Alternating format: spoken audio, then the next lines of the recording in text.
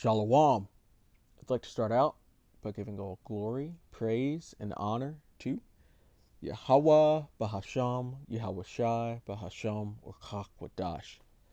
Double honors to the elders and apostles of the Great Millstone, and Shalom to the elect of Israel. This is Thamayim in Atlanta, and I want to start out right here in Matthew 24 and verse 3. And it says, "And as he sat upon the Mount of Olives," this is Yahweh Shai who's sitting, "the disciples came unto him privately, saying, Tell us, when shall these things be? And what shall be the sign of thy coming, and of the end of the world?" And recently, I've heard a few brothers mention that, or bring up the idea of the end of the world, and saying that it's not the complete and total end. And so I figured I would go into that understanding. And so we are here. And here in this verse, the disciples are asking the Lord when the end of the age would be, not when the world would explode, or when it would be hit by an asteroid, or when various things could happen to where it's the complete and total end. They're talking about the end of an age, the end of the Roman rulership or Edomite rulership. When will that end so that Israel can be in a rulership position? And I know that through Yahweh Shem Yahweh Shai, and then through the apostles and elders. But understanding the understandings of the word world within the New Testament, in which there are three different Greek words that are in place for the word world. First, as in this verse, you have eon, which is an age or a period. And then you have oikoumene, which is the complete and entire earth, or complete entire world. And then you have a cosmos, which is a heavenly arrangement or an orderly arrangement, which is just a small piece of a world. So you've got the sports world, or you have the animal world, which is just showing everything that encompasses sports, or everything that encompasses animals. So it's just a selection out of the entire world. And when it says cosmos in the New Testament, it's typically speaking of the Israelites and what's pertaining to them. And so you'll see Christians here and there, especially with John 3 and 16, thinking that the word world there is speaking of everyone, when it's really just speaking of the Israelites. And so just to get the Strong's Concordance for that word world there, it's Strong's G 165, which is eon. And under the outline of biblical usage, number 3, it says a period of time and age. And so the disciples were asking when the end of this age would be, because they were looking for Israel to be put on top instead of being at the bottom under the Romans.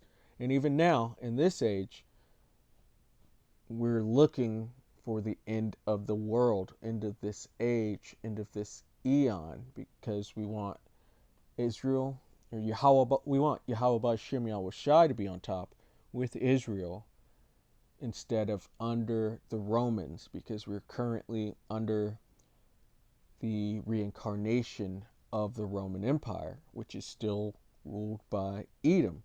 We want that age to end so that the age of Israel can begin. And just to prove that the earth isn't going to just be blown up by asteroids, or some crazy disease hits and then everybody just dies, or nuclear war and everybody dies. No, there will be nuclear war, but there's still going to be a remnant left. There's going to be people left, because the Lord created the earth for people to dwell in. So this is Ecclesiastes chapter 1 and verse 4. It says, "One generation passeth away, and another generation cometh, but the earth abideth forever." And the Lord created this earth for men to be here. And so He's not just going to blow it up and that just be that. There's different eons, different ages that occur under different rulerships. And currently we're in you could basically call it the age of the wicked, the eon of the wicked. This is Esau's world, who's known as the wicked. And so we're waiting on his wicked rulership to end. We're also waiting on the time of the Gentiles to be fulfilled, which is an eon unto itself.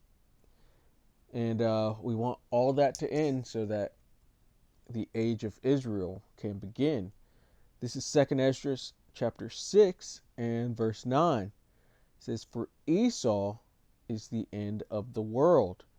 Esau being the self-proclaimed Caucasians or self-proclaimed white people, as well as those small hatters that are in the Lord's land currently, waging war on everybody, claiming to be the Lord's people. We're looking for their time to come to an end, for their world to end, because they're the ones that have influenced this world and polluted it with their wicked philosophies and put down and stolen from everyone. And we want this to end. So going back to it, it says, "For Esau is the end of the world." That's the end of the world that everyone speaks of. That's the end that you see spoken of in movies and shows. And when people speak of the end of the world, they think they're talking about it completely blowing up and ending, but it's really just Esau's world that ends, and the Gentiles as well, or of them having power within this world. It says, "And Jacob is the beginning of it that followeth." And Jacob's name was changed to Israel, and that is the age that follows, that comes up after Esau's world ends, and it goes out with a bang. It goes out with nuclear destruction. It goes out with famine and plagues, social collapse, infrastructure collapse, with world wars, with civil wars, with an invasion from Yahweh Shai and the chariots. It goes out with a bang. It's going to be a wild time to watch Esau's world disappear, but that's what needs to happen for this earth to flourish. But it won't be the complete and total end of the world. And then after that, you've got Jacob's world, or Israel's world. So this is Isaiah 45 and verse 17. It says, "But Israel shall be saved in the Lord Yahweh with an everlasting salvation. Ye shall not be ashamed nor confounded, world without end." And so the age of Israel under Yahweh Shai, it's not going to end. The eon is not going to end. It's going to keep going forever and ever. And that's because it'll be ruled in righteousness. This current world, Esau's world, has been ruled in sin, and sin brings death. But the next world will be completely righteous, and righteousness brings life. And so it's going to keep going on forever and ever, world without end. But just wanted to bring that up about the end of the world, because It's not the complete and total end. There's really, it should be looking forward to it because it ends this time of violence and pollution and wicked thought and lies and robbery and brings in a righteous world. So we should be looking forward to it, whether you make it or not. The next world is going to be so much better than this world, so much easier to live within than this world, at least for the Israelites. And Lord willing, we're of that elect and actually make it on the first trip instead of having to be born into the kingdom or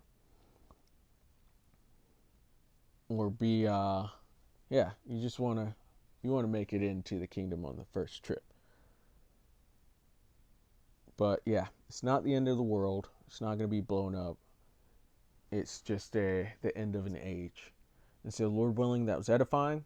I'd like to give all glory, praise, and honor to Yahweh, Bahasham, Yahweh Shai, Bahasham, Rachak Double honors to the elders and apostles of the Great Millstone.